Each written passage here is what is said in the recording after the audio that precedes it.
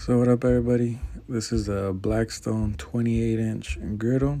I got this at Walmart today. I picked it up for about, with everything, it was $297 and some change. Been wanting to get one for a while now, and I went a few months ago. They had a different model, and then I seen this one last week. It's a newer model because it has the lid. I hadn't seen that before, so I decided to go with this one.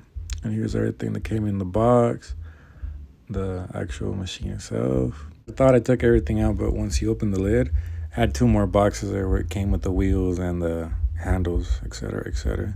So this is what it looks like with everything out the box, excluding the actual machine itself, what that's on the side. Everything together was pretty straightforward. The only thing you need that didn't come inside is a Phillips screwdriver. Other than that, it comes with everything needed. And this is a little walk around of it completed. From start to end, it took about hour and a half to finish, and that's that I took some breaks. It's pretty simple though. You don't need two people, just one person could do it by itself. I did by myself. Two people could do it too, but this is what it looks like once it's built. And I got that little 4-piece set at Walmart as well.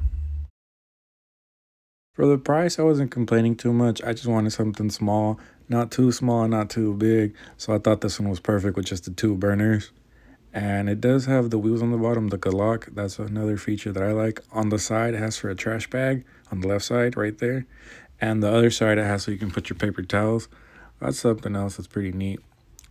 Well, that's it, guys. I'm going to be doing a review video next week. I'm going to use it a few times, see what I like, what I don't like.